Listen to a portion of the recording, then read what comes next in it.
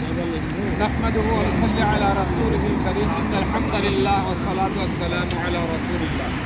সম্মানিত আল্লাহর মেহমান ভাই ও বোন, আসসালামু আলাইকুম ওয়া রাহমাতুল্লাহি ওয়া বারাকাতুহু। প্রথমে সেই মহান রবের শুকর আদায় করে যিনি আমাদেরকে আল কোরআন যেখানে নাজিল হয়েছে সেই স্থানটি দেখার জন্য যে আল্লাহ তাআলা আমাদেরকে তৌফিক দান করেছেন, এজন্য আল্লাহ শুকরিয়া আদায় করি আলহামদুলিল্লাহ। দরুদ ও সালাম রাসূলুল্লাহ সাল্লাল্লাহু আলাইহি ওয়াসাল্লামের প্রতি।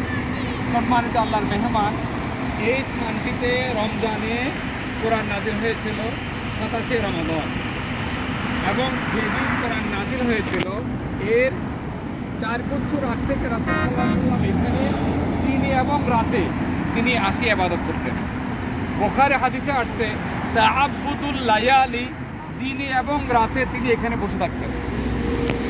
এখন হযরত আয়েশা, হযরত খাদিজা রাদিয়াল্লাহু তাআলা আনহা তার স্ত্রী, বড় স্ত্রী ছিলেন, তিনি ডেলি 2 বার করে এই পাহাড়ের উপরে এসে খাবার পৌঁছা দিতেন।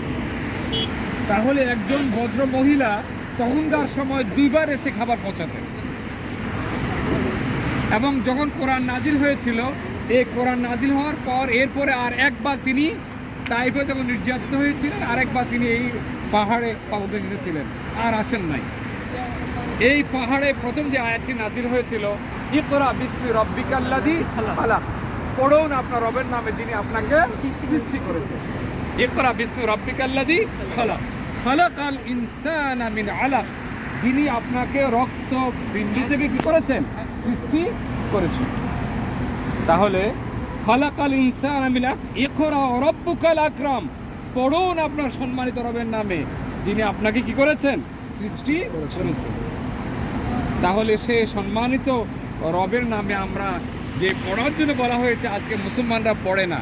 পৃথিবীর আমি ভেদাভেদ হলো 7টি ধর্মের সম্পর্কে লেখাপড়া করেছি, একমাত্র ইসলাম ধর্মে বলা হয়েছে পড়ো। আমি হিন্দু ধর্মে পড়েছি, যেমন সেখানে বলা হয়েছে লা ইলাহা ইল্লাল্লাহ মুহাম্মাদুর রাসূলুল্লাহ। এই যে আমরা এটা পড়ি, ওরা বলে লা ইলাহা ইল্লাল্লাহ মুহাম্মাদুন তপ, লা ইলাহা ইল্লাল্লাহ মুহাম্মাদুন তপ। তারা এগুলো মানে লাইলা স্বীকার করে, কিন্তু মোহাম্মদ নামে তপ করো মানে জপমালা করো, কিন্তু তারা স্বীকার করে না।